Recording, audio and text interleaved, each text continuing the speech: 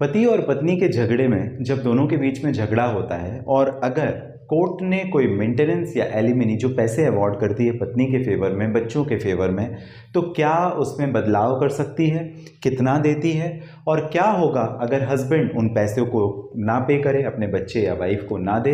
ऐसी कंडीशन क्या जहां पर आप कोर्ट में ना सही कोर्ट के बाहर भी दोनों पति या पत्नी बैठकर सेटलमेंट कर सकते हैं। Can alimony be settle outside court, ऐसा कुछ हो सकता है? इसके बारे में ज़रा बात करेंगे, इन सारे मुद्दे को कवर करेंगे, बात करेंगे मेंटेनेंस और एलिमनी के बारे में, थोड़ा डिस्क्राइब करेंगे इसको। इसके लिए नए हैं आप सब्सक्राइब जरूर करें। शुरुआत आपने अशोक पांडे के साथ लीगल एडवाइस में की है और इस चैनल के माध्यम से लगातार जो कानून की जानकारी है वो हम आप तक पहुंचाने का प्रयास करते हैं। हमारा प्रयास रहता है सब्सक्राइब इसलिए जरूर कर ले जिससे कंटेंट आप तक पहुंचता रहे। चलिए जरा बात करते हैं एलिमनी, क्या इस पे बदलाव हो सकता है, मेंटेनेंस में बदलाव हो सकता है। तो मेंटेनेंस का मतलब आप ये समझें कि हर महीने के जो आपके खर्च होते हैं कोर्ट आपको देती है, अगर आप महिला हैं, अगर आप वाइफ हैं। ऐसी कंडीशन जहां पर एक साथ सेटलमेंट होता है, यानी एक बार दे दिया 10 लाख 20 लाख 50 लाख, बात खत्म, अब मुझे कुछ नहीं देना हर महीने के, आप जानो आपका काम जाने, चलो तलाक ले लेते हैं, वो एलिमनी हो गई। मतलब एक फाइनल सेटलमेंट आपको मिल गया, एक बार में ही एक साथ एक बार में जो पैसे दे दिए वो एलिमनी है। और हर महीने के खर्च के हिसाब से जो पैसे दिए जाते हैं वो मेंटेनेंस है। वो 10,000 20,000 50,000 कंडीशनल हो सकता है। ये पैसे क्या कोर्ट मॉडिफाई कर सकती है, इसे चेंज कर सकती है, कम या ज़्यादा कर सकती है? जी हाँ, कर सकती है। उसके पीछे कुछ रीज़न है। फाइनेंशियल कंडीशन, मान लीजिए आपका हस्बैंड पहले 50,000 की अर्निंग करता था, एक साल पहले वो 50,000 कमा रहा था, अब 1 लाख रुपए कमाने लग गया, आपके भी खर्चे बढ़ गए, उसे ध्यान में रखकर आप उसे बढ़ा सकते हैं। या कि हस्बैंड पहले 1 लाख कमा रहा था, अब 50,000 कमाने लग गया, अगर आप उसे वैलिडली कोर्ट में साबित करेंगे, प्रूफ कर सकेंगे, तो वो जो फाइनेंशियल बर्डन है आपका उसे भी कोर्ट रिड्यूस कर सकती है, अगर कोर्ट को ऐसा समझ में आता है तो।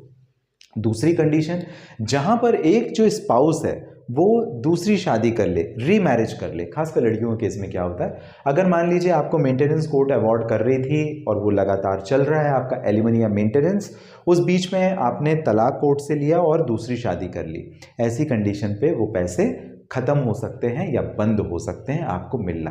तो रीमैरिज में अब जिसके साथ में आप हैं, जिस स्पाउस के साथ में, उसकी रिस्पॉन्सिबिलिटी हो जाती है और आपका ये जो पैसा है वो खत्म हो सकता है। एक और कंडीशन, जहां पर कोई एक स्पाउस अपनी नौकरी से हाथ धो बैठे या कोई ऐसा इंसिडेंट या एक्सीडेंट हो जाता है जिसकी वजह से उसकी इनकम के ऊपर प्रभाव पड़े, तो ऐसी कंडीशन में भी कोर्ट मॉडिफाई कर सकती है बाद में, एक बार अवॉर्ड करने के बाद में भी। जैसे फॉर एग्जांपल एक्सीडेंट हो गया, पैर टूट गए, या आपकी नौकरी ही चली गई, या वो कंपनी ही बंद हो गई जिस पे आप जॉब, तो ये सारी जो कंडीशन होती है ना, वहाँ पे कोर्ट चाहे तो मॉडिफाई कर सकती है आपका मेंटेनेंस या एलिमनी। क्या होगा अगर आप मेंटेनेंस या एलिमनी ना पे करें तो? पहली कंडीशन, ये कंटेम्प्ट ऑफ कोर्ट, कोर्ट की अवमानना में आता है, इस वजह से कोर्ट आपके अगेंस्ट में लीगल एक्शन जरूर ले सकती है।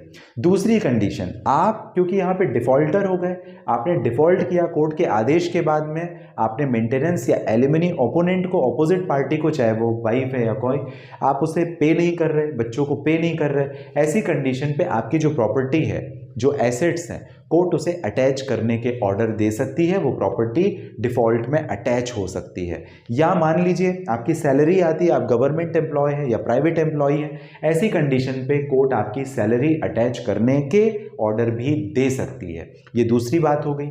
तीसरी बात, जहां पर आप डिफॉल्टर हैं तो आपको इम्प्रिजनमेंट यानी जेल भी जाना पड़ सकता है। ये तीनों कंडीशन ही इंपॉर्टेंट है अगर आप मेंटेनेंस अपनी वाइफ को या बच्चों को नहीं देते जब कोर्ट ने मेंटेनेंस या एलिमनी अवॉर्ड कर दी। पहला कंटेम्प्ट पिटीशन ये कहलाएगा, दूसरा क्योंकि आप डिफॉल्टर हैं, आपकी सैलरी, आपकी प्रॉपर्टी, आपके एसेट्स को कोर्ट अटैच कर सकती है, और तीसरा क्योंकि आप डिफॉल्टर है, कोर्ट आपको इम्प्रिजनमेंट या सजा भी दे सकती है, जेल भी भेज सकती है।